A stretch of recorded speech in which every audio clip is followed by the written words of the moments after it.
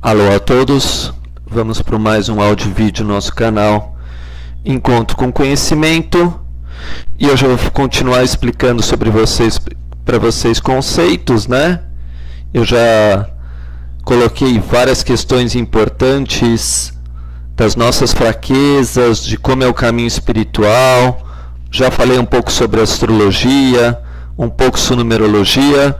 Hoje eu vou falar um pouquinho de tudo isso unido, né? Porque é muito importante a gente perceber que a gente está andando no invisível, e para entender o espiritual, que é o invisível, a gente vai precisar de muita fé, e para entender como essa fé é trabalhada, a gente tem que trabalhar em conjunto vários conceitos, e é isso que eu quero conversar um pouco com vocês hoje. Bom, a gente sabe que quando a gente ficou muito tempo, né, ligado a uma estrutura material e etc., a gente aprendeu as coisas de uma forma, e a forma que a gente aprendeu as coisas ficou gravado em nós, e às vezes aquela forma não faz mais nenhum sentido para a evolução que a gente está vivendo agora. Então, por exemplo, quando a gente aprendeu astrologia, as pessoas falavam assim: ah, mas você é do signo de Áries, então você é guerreiro, então você é uma pessoa ansiosa, então você é uma pessoa independente, então você é uma pessoa pioneira, né? Então você começa as coisas e tem dificuldade de terminar. Então você é do signo de Libra. Então você é uma pessoa romântica. Então você é uma pessoa sensível, ligada à beleza, à justiça, né? Normalmente você é homem um pouco mulherengo, mulher também, né? Quer dizer, a gente vai aprendendo conceitos dos signos. Você tem Sol em quadratura com Marte. Então toma cuidado, porque você pode ter um acidente de carro, né? Você pode se cortar, você pode sofrer alguma ferida, né? Cuidado quando você ficar muito nervoso. Tudo isso a gente aprendeu dessa forma. E essa forma que a gente aprendeu, simplesmente acontece que a gente tem aquele aspecto, lê num livro às vezes, né? Sol quadratura com Júpiter, Vênus conjunção com Lua, isso eu estou falando de astrologia, né? Para quem entende, mas entende por que é assim, né? A gente não liga uma coisa com a outra. E tudo que acontece na nossa vida, quando a gente não liga uma coisa com a outra, a gente não tem a lógica daquilo. A gente não tem segurança daquilo. E chega uma hora que a gente realmente quer entender, quer aprender. Só que aí vem o nosso passado e fala assim: nem tenta aprender essas coisas não, porque as coisas que vêm de Deus, né, são assim como são. Não tem que aprender nada. Não tem que ligar o ato ao sentimento, ao pensamento, né? A gente não sabe nada, é muito difícil. Então, né, não tem que entender nada. As coisas são como são, o caminho espiritual é difícil mesmo, é assim porque é assim, e gerações por gerações, né, a gente tem que se conformar com tudo que está errado, com dor, com sofrimento, com injustiça e etc. Porque assim foi ensinado para nós, né? Muito mais a gente sente alguma coisa, não consegue mudar o que a gente sente, não consegue mudar a forma de pensar e acaba aceitando aquela convenção. Só que quando você está no caminho espiritual, infelizmente ou felizmente, a gente, para poder evoluir e crescer, para você ter certeza que você passou de um ponto para outro, você precisa entender. Por quê? Porque quando você não entende uma coisa, a dor permanece.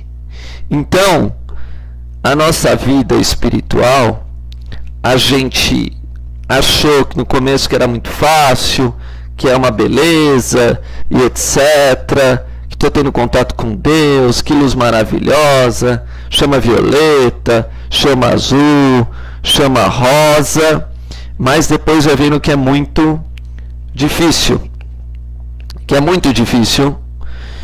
e se a gente não busca se instruir, a gente até pode bater o pino, né?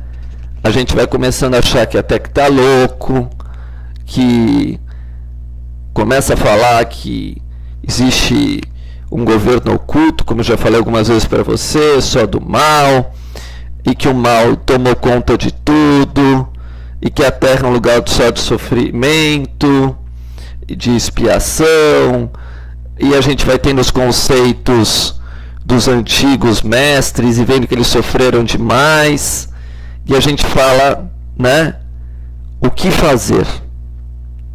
O que fazer diante de um caminho que parece ser tão assustador, né? De um caminho espiritual que a gente anda e não sai do lugar. Então é isso que eu quero conversar um pouco com vocês hoje, dessa realidade que ela é existente e que a gente tem que ir conversando, entendendo um pouquinho melhor. A primeira coisa que eu queria conversar é que quando a gente quer alguma coisa na nossa vida, né? A gente se propõe alguma coisa na nossa vida, a gente precisa conhecer como vai conquistar aquilo, como você vai ter aquilo, né? E depois que você entra no caminho espiritual, exatamente depois que você entra no caminho espiritual, você não pode ter mais a inocência que aquilo vai ser dado para você de mão beijada, né? Vamos entender que na vida material a gente pode ser sustentado por alguém. Alguém pode fazer caridade por nós, né? Principalmente quando a gente acha a gente fraco e etc, e fala assim, tadinho, né? Então no mundo material a gente vê, por exemplo, uma pessoa não tem o que comer, não tem o que vestir, a gente tem compaixão dela, aí a gente dá comida para ela, né? A gente dá a roupa para ela que precisa fornecer se ela está passando frio, dá um lanche se ela precisar.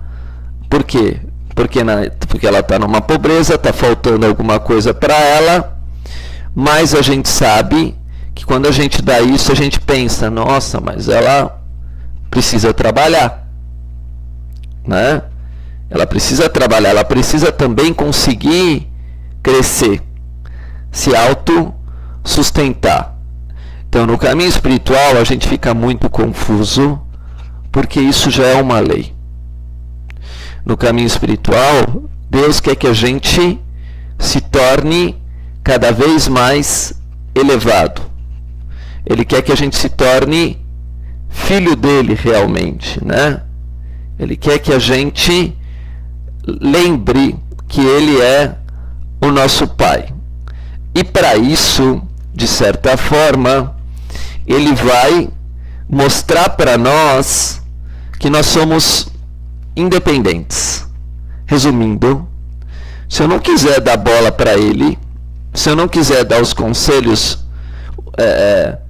quer dizer, dar ouvido aos conselhos que ele, né, quer me passar, ele vai deixar o caminho, ele vai deixar eu trilhar aquele caminho, nem que para isso eu me arruine, nem que para isso eu me engane, nem que para isso eu sofra, que eu apanhe e que eu seja humilhado, até destruído, até perdido.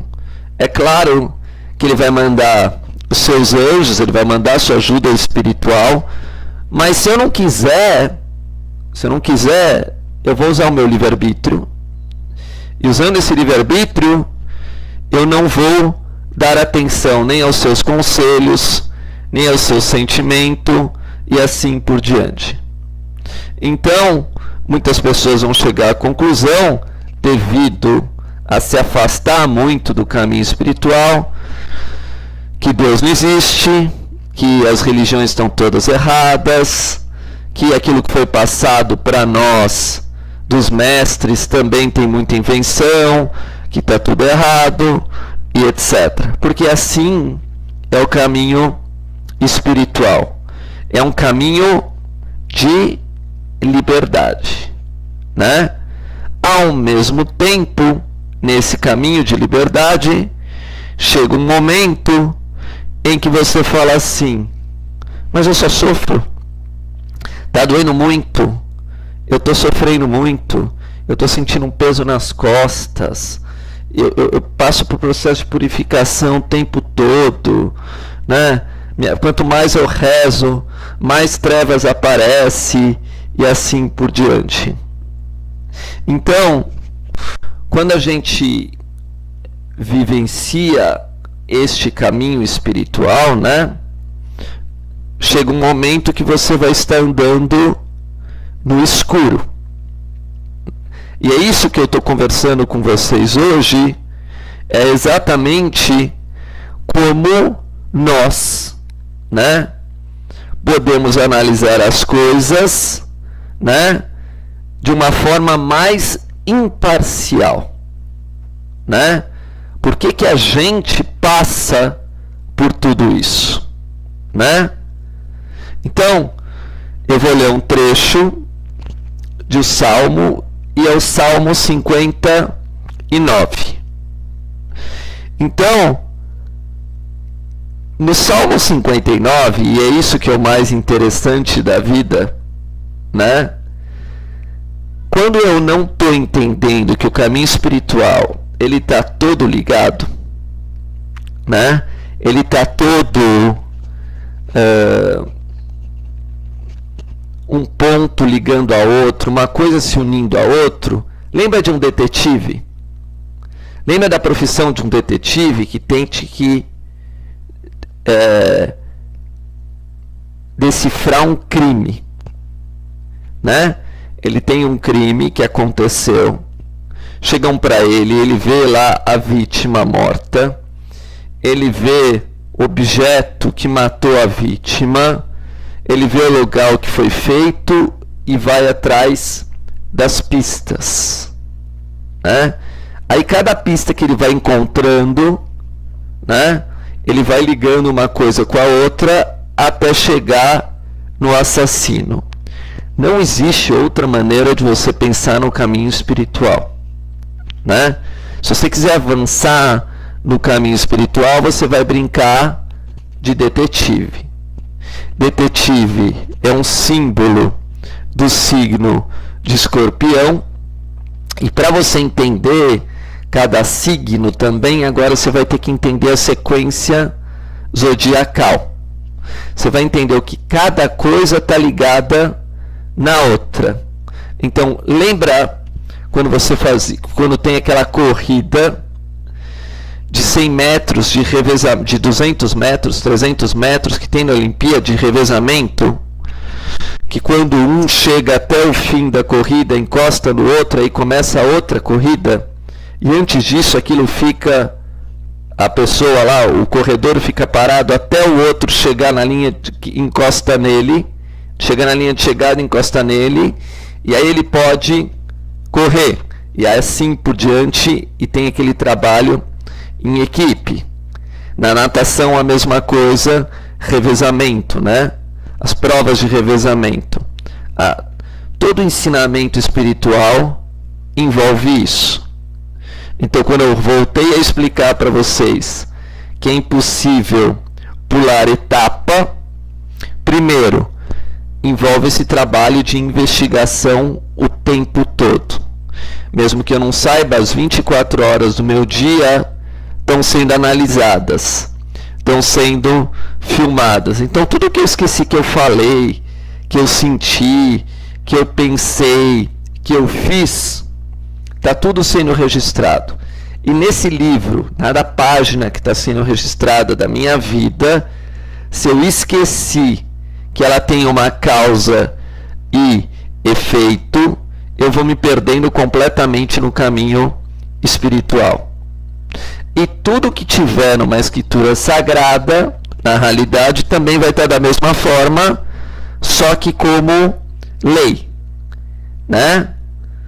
Então, por exemplo, eu estou aqui com o Salmo 59, né? E vou conversar um pouco com vocês, de novo, sobre o quebra-cabeça das Escrituras, e que hoje a gente está tendo essa oportunidade maravilhosa de estudar dessa forma, né? Porque antigamente a gente não podia, porque não tinha o computador que achava onde estava cada palavra em um versículo. Então os sábios que só se debruçavam disso dia e noite, iam anotando cada versículo, cada palavra, sabendo que existia uma numerologia, um conceito maior, uma ligação com um signo, usando toda a sua capacidade, né, tanto de sentir, quanto da razão, quanto aquelas faculdades que eu já falei em outros áudio-vídeos, vontade, razão, sentimento, sensação, pensamento, ação, intuição, usando todas as faculdades, né, para achar uma resposta, né? Então está escrito, por exemplo, Salmo 59, livra-me, meu Deus, dos meus inimigos, defende daqueles que se levantam contra mim. A Bíblia é fantástica exatamente por isso. Cada palavra que está escrita dentro dela é um contexto infinito em si. Então, quando eu comecei a ler esse versículo, eu talvez não enxerguei que o interior era: então dirá o homem, deveras há uma recompensa para o justo, deveras há um Deus que julga na terra. Pronto. Esse era o versículo do Salmo 58, 11. Então dirá o homem, né? Então, que homem que dirá isso? Que homem disse isso? Assim é o caminho espiritual. A Bíblia aqui, esse livro sagrado, não está me esclarecendo quem vai dizer algo. Apenas diz, dirá o homem. Claro, se é dirá, é no futuro. Claro que o que eu estou fazendo hoje, já para muitas pessoas é chato. É muito chato, porque eu estou usando uma capacidade do ser humano que, primeiro, eu só estou dizendo isso porque ele começou a perceber que as coisas não são dadas de maneira fácil. Não é que nem no supermercado e comprar uma coisa e ter tudo pronto. Não. Aqui, o que eu estou fazendo é uma construção. Então, para eu chegar na ideia de construção, já tem que ter muita dor, sofrimento, que é o símbolo de escorpião, escuridão, eu estar nas trevas, eu tentar um caminho, não conseguir, tentar outro caminho, não conseguir, investigar por aqui, não conseguir, fazer isso, não conseguir, ser bastante frustrado com as minhas ações, com os meus pensamentos, com a minha vida. Tentei um casamento, não deu certo, abri uma firma, ela não está certa, eu estou com uma doença, ela não cura. Tudo isso é o campo de vida que a gente chama de escorpião, ou a casa 8 na astrologia, e eu não acho resposta. Eu não acho resposta, aí eu começo a filosofar. Por que isso? Por que aquilo? Como isso funciona? Porque Deus é tão grande que fez as estrelas, o céu, e não cura uma dor de cabeça que eu tenho? O que eu fiz de errado para me afastar de Deus? Por que aquela pessoa não gosta de mim? Que lei é essa baseada naquilo?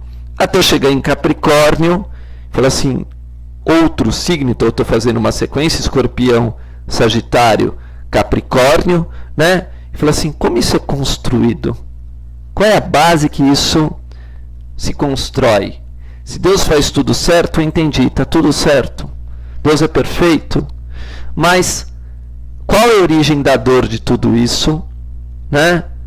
Como uma coisa funciona? O quanto eu vou ter que me esforçar? O quanto eu vou ter que me desprender? Qual é o esforço que eu preciso fazer e a graça que eu preciso ter para passar por esse obstáculo? Quanto tempo será que dura essa doença que eu tenho, porque afinal eu fiz uma coisa errada e preciso pagar pelos meus erros? Tudo isso, para nós, se a gente foi condicionado a uma educação mais infantil, é muito difícil. Então, quando eu estou lendo assim, então dirá o homem, a pessoa já vai pensar numa resposta, né, imediata e assim por diante. Então, todo esse processo que a Escritura trabalha com a gente não é dessa maneira. Quando eu começo a explicar que uma Escritura ela não quer só dar vida imediata, resposta imediata, isso pode se tornar um tédio. E essa questão, então, dirá o homem, né? Ele coloca assim, né? Tem um trecho de Jó, e Jó é um livro muito difícil para as pessoas. Por quê? Porque é um livro de perdas sobre perdas e questionamento sobre questionamento. Só que é um livro muito central da Bíblia, para quem não conhece, na versão tanto evangélica é colocado dessa forma, porque ele é o número 18 dos livros. Resumindo, ele lembra o arcano da lua do tarô, onde aparece que parece que as trevas venceram a luz. E todo esse livro de perdas e assim por diante acaba sendo insuportável para nós e muito pessimista. Então, para você conseguir ler o livro de Jó, se você não tiver as características de Capricórnio muito bem desenvolvidas, entender que existe um Deus perfeito, que tudo é perfeito na vida, que existe um propósito em todas as coisas, é um livro insuportável. É um livro que você não consegue entender, né, o quanto aquilo alguém pode sofrer, né? Então, esse livro começa dizendo assim, num trecho muito importante, depois eu vou voltar para o Salmo 59. A minha alma tem tédio de minha vida. A minha alma tem tédio de minha vida. Então, existe duas vidas. Existe uma vida que a gente tinha, né? Existe uma vida que a gente entrou. A minha alma, ele pode estar dizendo, por exemplo, que a alma dele, humana, já não suporta mais o comportamento da alma animal dele. Ou ele pode dizer que a alma divina dele não suporta mais o comportamento da alma humana dele. E assim também é cada degrau da evolução espiritual. O número 4, para a alma 5, que está dentro de você mesmo, temos níveis espirituais que eu estou dando um exemplo, não suporto mais esse comportamento 4 com você. Não vejo a hora que você passe para o 5º grau. O 6º, em relação ao 5º, a mesma coisa. Já saturou para mim o 5º grau. Você tem que passar para o 6º grau. O 6º grau, em relação ao 7º grau, a mesma coisa. Então, sempre na evolução espiritual, chega uma hora que dá aquela mexidinha, que dá aquela sacudura, né? Que a gente tem que passar de um nível para o outro. E esse é o caminho espiritual sempre a gente buscando evoluir, mas entender que aquele caminho de saturação faz parte do joguinho que tem que enfrentar o inimigo final para passar a outra fase. Então, vem esse trecho, diz: a minha alma tem tédio de a minha vida, darei livre curso à minha queixa, falarei na amargura da minha alma. Então, todos nós, na realidade, chegamos a um momento que quando a gente não entende as coisas, sente dor, a gente reclama. A gente tenta justificar. Pô, mas eu me esforcei, eu fiz bem para aquela pessoa, ela me traiu, ela agiu de maneira errada e etc. Então eu posso usar esse termo, por exemplo, e assim que é feita a escritura, né? Darei livre curso à minha queixa, né? Eu tenho que estar sempre questionando, né? Será que eu vou agir exatamente como está escrito aqui? Quais serão as consequências se eu darei livre curso à minha queixa? Com quem eu posso falar da amargura da minha alma? Claro, o número 10 aqui já me ajuda, porque ele é um ponto de referência. Eu vou procurar almas que estão vivendo a mesma situação, ou até alguém que está um pouquinho na frente. Porque daí ele pode me dar um conselho, uma vivência superior, uma energia vibracional mais alta, me indicar um salmo, um livro sagrado e etc. Então, quando a gente volta lá para os Salmos 59, agora eu volto para lá, né? E já falei, entendi. Agora eu estou fazendo um comparativo de dois livros. Eu estou pegando o Salmo 59 e também estou pegando, né, o Salmo 51, 58:11 com 59:1. No fundo, eu queria me livrar. Eu queria me livrar desse tédio, dessa amargura de alma. Eu não queria me reclamar de nada, né?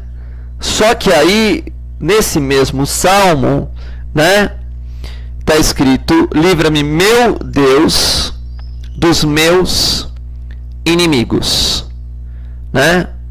Mas como que eu vou me livrar dos meus inimigos? Quem são os meus inimigos? Aí se eu sou astrólogo, astrologia, estou querendo entender as coisas, ligar uma coisa com outra. Inimigo parece muito a característica dos signos de Escorpião. Ele quer me jogar nas trevas, ele quer me jogar no sofrimento, na dor, na escuridão, ele quer se vingar. E tem os inimigos ocultos também da alma no signo de Peixes, né? Então eu começo a tentar me localizar e tentar entender o que é esse inimigo. Qual é a estratégia do inimigo? Isso é estudar uma escritura sagrada já com mais imparcialidade, com discernimento. Como eu aprendi? Meu inimigo é o Luiz, é a Cláudia, é o João, é o Pedro, é a Maria, essa pessoa fez mal para mim, né? Meu inimigo é o Estado, é o governo, é o país, ele vai contra a minha vontade, né? A gente aprendeu as coisas de maneira muito objeto e concreta. Isso é os signos de terra, isso é touro no zodíaco. Mas, quando você chegar lá, entre Sagitário e Capricórnio, entre o porquê e a construção, né? Eu posso pensar de outra forma. Quem é esse inimigo? Como ele age? De que forma ele vai querer me atacar? Se está na escritura que existe um inimigo para Davi, no salmo que ele está colocando, né? Como que eu vou tentar me reconciliar com ele, se for o caso, né? O que ele pode me fazer? O que ele planeja para mim? Isso é estudar uma escritura sagrada. É você usar a razão antes da emoção. É você tentar olhar a coisa sempre de dentro para fora. Isso dá muito trabalho, isso não ganha dinheiro, isso não traz sucesso, isso não traz fama, isso é muito trabalhoso, mas o nosso objetivo aqui é tirar a amargura e angústia da nossa alma, porque se existem inimigos que se levantam contra a gente, né, a gente vai precisar saber lidar com essa situação. É tão interessante a Bíblia, então, que eu vou continuar esse versículo e vou andar um pouquinho mais para frente. Livra-me, meu Deus, dos meus inimigos, defende-me daqueles que se levantam contra mim.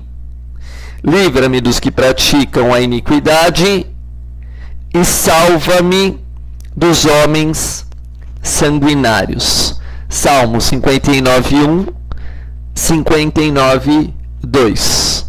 Claro, normalmente eu vou rezando isso e não vou prestando atenção em nada.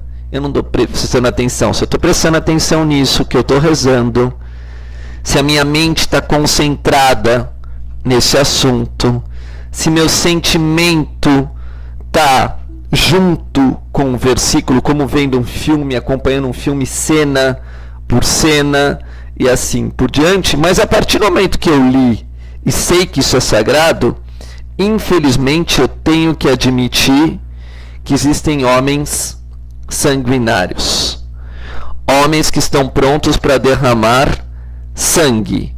E um homem que está pronto para derramar sangue, né, vai fazer, pode me matar, pode me destruir. Então eu vou chegar para uma menina mais novinha e falar: olha, você chegou até o signo de Libra, não conhece Escorpião, você acha que o mundo é só romântico, que só tem bondade, você vive de ingenuidade, mas infelizmente eu já li nesse salmo que existem homens sanguinários, psicopatas, estupradores, assassinos, criminosos. Então, se eu não estiver usando a minha razão, a minha frieza, eu vou negar essa informação. Ela me machuca, ela fere meus ideais, ela fere meus sentimentos. Então, simplesmente eu não vou querer ver isso. Faz parte do nosso livre-arbítrio. Como eu falei, tudo faz parte do nosso livre-arbítrio. Mas, em termos de escritura, não fecha.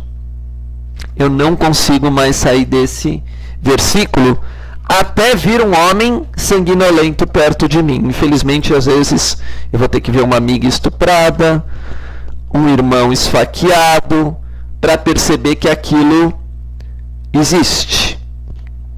E por isso que sempre um salmo prepara para o outro.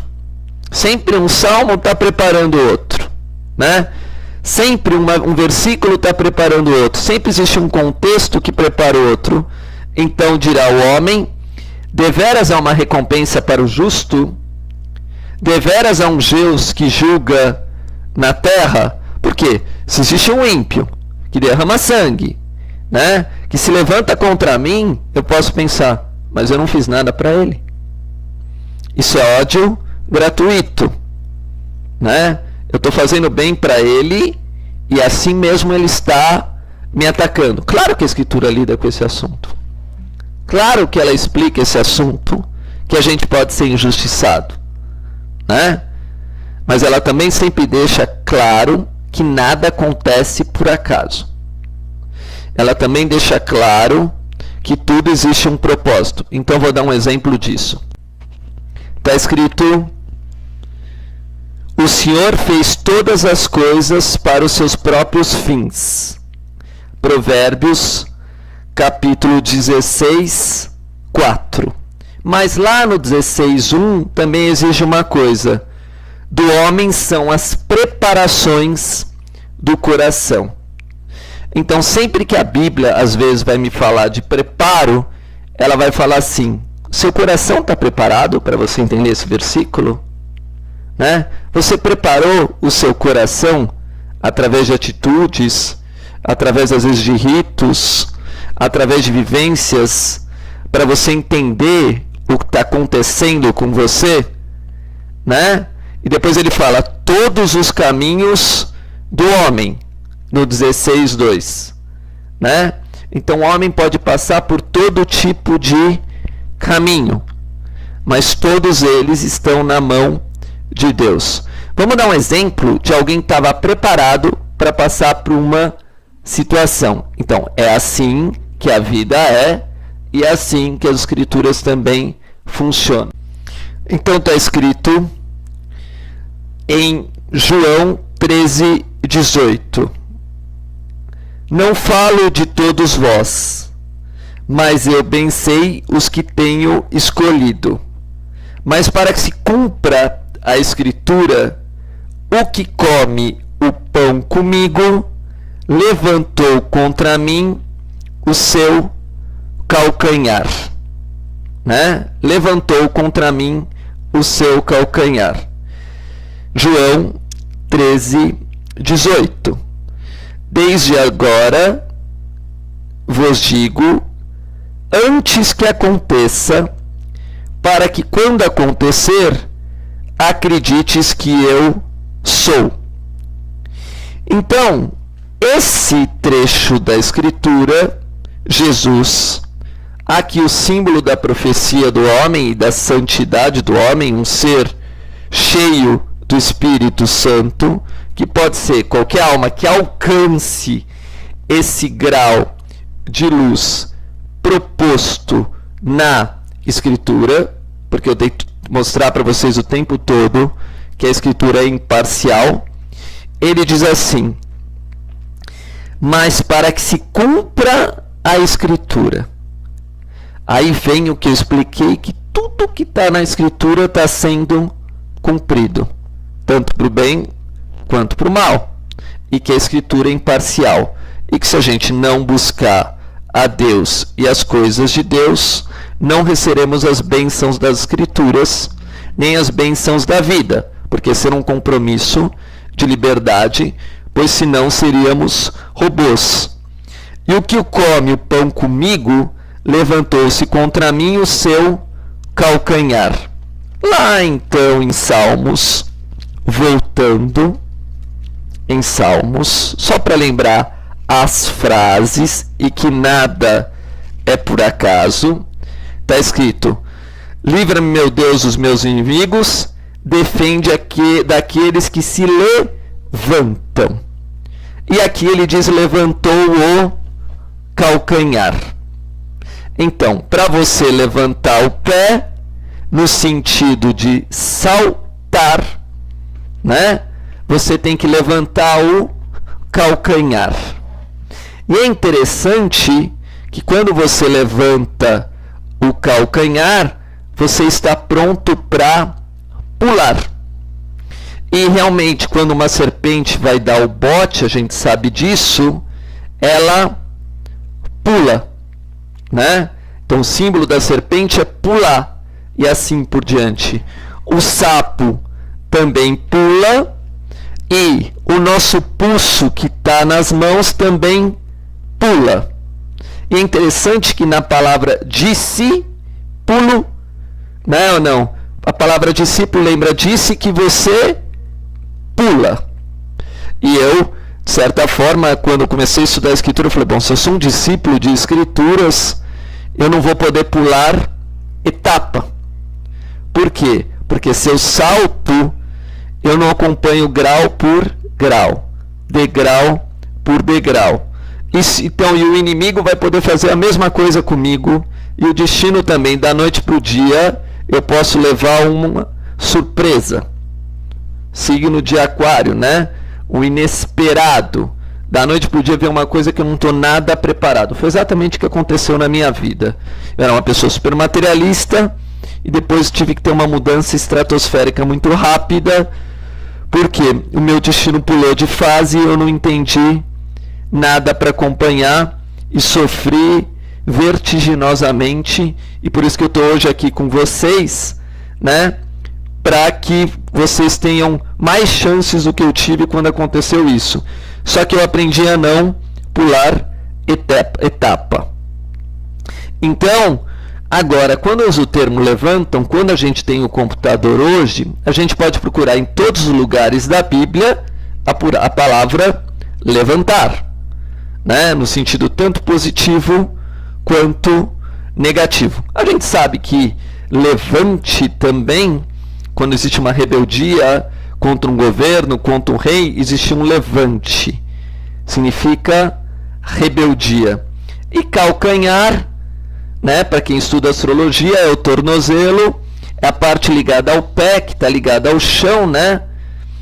E sem o calcanhar, eu nem consigo mais subir, né? Do pé para eu subir, a primeira coisa passa pelo calcanhar. É um grande salto perceber que as coisas de Deus têm um propósito, têm uma lógica, quando a gente só vê o caos na nossa frente, né? Quando a gente só vê confusão, sofrimento, dor. Se a gente vê o signo zodíaco, o 12º signo seria o pé, peixes, e aquário seria o tornozelo, que rege o que a gente está vivendo hoje, um salto quântico. Então, eu tenho muitas informações para organizar em gavetas. Para isso eu preciso do signo de Virgem, né? As características do signo de Virgem. Organização, colocar, classificar, discernir, quando uma escritura está me dando informação, né? Mas alguém que está preparado, que estudava a escritura, porque Jesus fala para que se cumpra as escrituras, né? Quando acontece isso com ele, ele já está preparado. Então, levantou-se um inimigo contra ele, né? Que no caso foi Judas, né?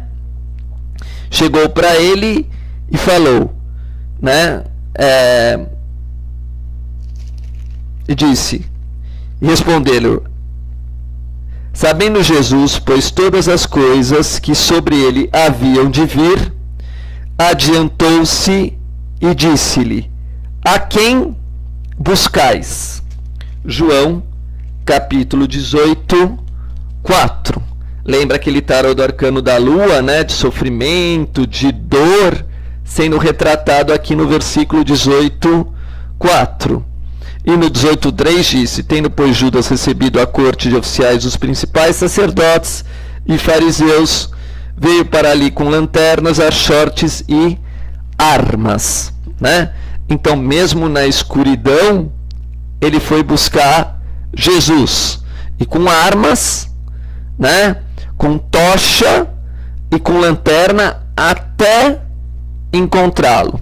Parece que na nossa vida acontece a mesma coisa com a nossa má inclinação dentro de nós, né? Parece que a gente às vezes se sente perseguido. Tudo o que a gente faz é cobrado, é julgado e assim por diante. E a Escritura já adianta tudo isso. Mas a diferença é que Jesus já estava preparado. Por quê? Primeiro que sabia exatamente quem ia buscar. Porque está escrito, responderam-lhe a Jesus o Nazareno. Quer dizer, não é qualquer Jesus, é o Jesus de Nazaré. Parece então que o mal tem a capacidade de investigar a nossa vida, que nem aquele ladrão que sabe que a gente é, sabe a nossa rotina, sabe como a gente se comporta e etc, sabe o nosso ponto fraco, sabe o nosso calcanhar de Aquiles, né? E vai atrás de nós. A diferença é que Jesus estava preparado, né? A diferença é que Jesus estava preparado. E a própria Escritura diz a mesma coisa. Por quê? Responderam-lhe a Jesus o Nazareno. Disse-lhe Jesus, sou eu. E Judas, que o traía, estava também com eles, né? Então, quando a gente está preparado para uma coisa, quando vem uma coisa ruim para nós, a gente já tinha preparação do coração, né? Aqui é a diferença da Escritura. Toda a Escritura é para preparar o nosso coração. Como a gente sabe disso? A Escritura prepara a gente em vários lugares, mas eu vou dar um exemplo de Romanos capítulo 10, 6. Mas a justiça, que é aquela fé, diz assim: não digas em teu coração quem subirá ao céu, né? Ou quem descerá ao abismo. É interessante de que depois desses versículos está escrito, mas o que diz: a palavra está junto de ti, na boca e no teu coração. E esta é a palavra da fé que pregamos. Então, para eu suportar as alegrias do céu, né, os deslumbramentos do caminho espiritual, a vontade de logo me unir com Deus, contar para os outros, etc., a Escritura me prepara.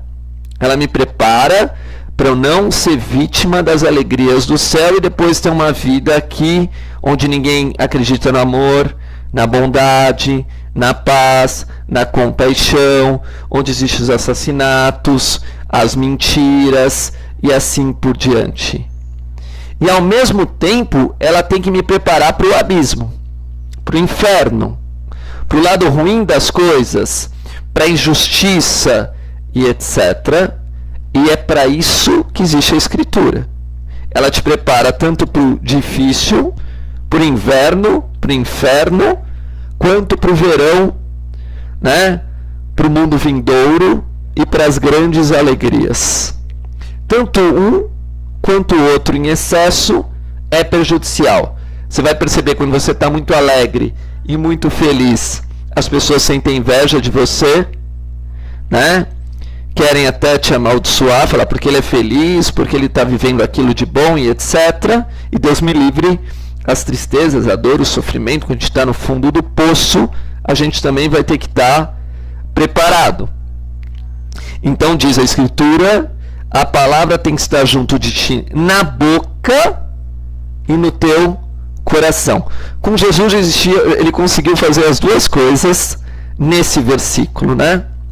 Se a gente voltar para João, olhando de novo a Escritura, vai ver que ele estava preparado, né? Por quê? Ele vai chegar e dizer, né? E adiantou-se e disse-lhes: a quem buscais? Sendo que ali naquele momento, ele sabia que era ele mesmo, né? Ele sabia que ele mesmo que ia ser o buscado, sabia que ia sofrer todo tipo de injustiça, mas deixou bem claro, né?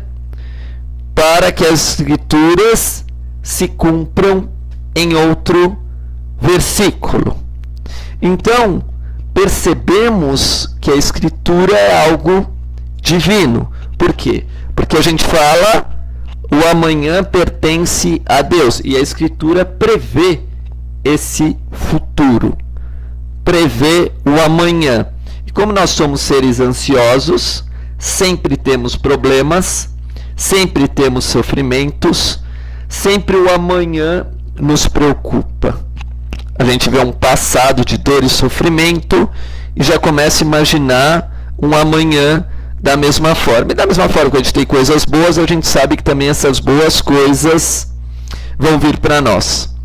Então, voltando para esse versículo, levanta, para a gente ver como a Escritura é interessante, eu vou para o capítulo de Gênesis, versículo 4.7. Se bem fizeres, não haverá aceitação para ti, e se não fizeres bem, o pecado jaz à porta, e para ti será o seu desejo, e sobre ele dominarás. Então, esse versículo está ligado a um versículo muito interessante, 4.7, 4.8. E falou Caim com seu irmão Abel, e sucedeu que ele estando no campo, se levantou Caim contra o seu irmão Abel e o matou. Então é muito interessante a Bíblia, que ela vai preparar a gente desde o início. Desde o versículo 4.7 ao 4.8, a gente já devia estar preparado para morte. Porque Abel, quando foi conversar com Caim, Caim se levantou e o matou. E lá na frente, em Salmos, no capítulo 59, que a soma 5 mais 9 é 5, no Salmo 59, já retrata essa história dizendo que o inimigo se levanta. Aqui Caim se levantou e matou Abel. E vemos também que derramou sangue, porque está escrito no 4.11, já uma punição, mas diz que abriu a sua boca para receber da sua mão o sangue do teu irmão. Veja como não é simples uma escritura, né? Mas que hoje vocês, usando aqueles programas, vocês podem procurar todas as vezes que aparece a palavra Caim, todas as vezes que aparece a palavra levantou, tanto por positivo quanto negativo. E é assim que se desenvolve a nossa inteligência, o nosso conhecimento e a nossa sabedoria, que vai ser muito útil no mundo quando você começar a perceber que teu sofrimento é muito superior às tuas alegrias nesse mundo mundano, onde a nossa alma começa a ter tédio, como a gente viu no livro de Jó, capítulo 10, onde eu vou ter que entender as coisas, me aproximar de Deus através do entendimento, né? E aí eu vou entender que a Escritura é excelente, é divina, porque ela vai me mostrar como foi feito esse caminho. Claro, se eu não tiver o preparo do coração, ela fica distante de mim.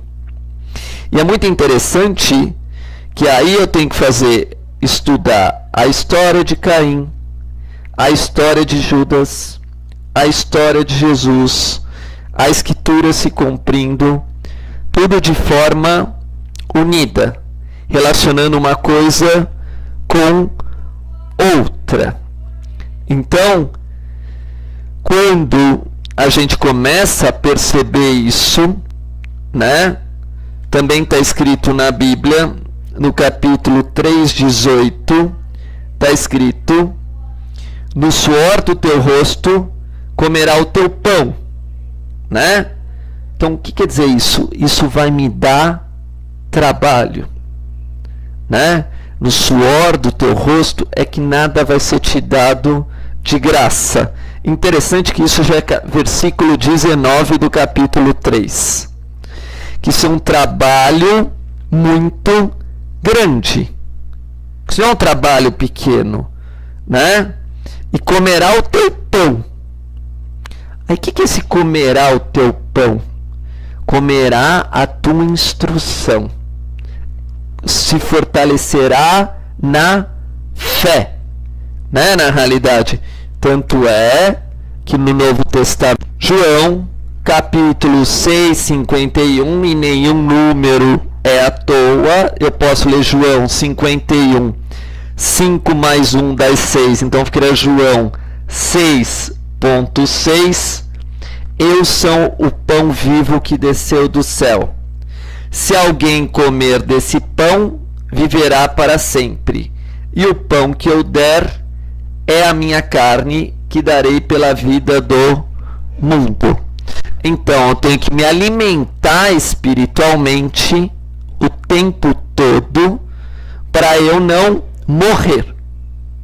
Mas quando eu digo me alimentar, é não morrer no caminho espiritual, onde o inimigo já se levantou, até chegar, né, o que está escrito no grande objetivo em João, no versículo 6:47, e lá eu estava no 4.7, né? Isso, então estou fazendo uma ligação do versículo 4.7 com esse número 47 aqui, é o mesmo número, na verdade vos digo que aquele que crê em mim tem a vida eterna. Por quê? Porque ele conhecia a Escritura. E ele dizia, para que se cumpra a Escritura. Ele era um sábio de Escritura. Onde vemos isso? Lemos isso em Mateus capítulo 7, 24 a 7, 29. Então estou fazendo uma ligação de João 6, 47 com esse versículo de Mateus 7, 24.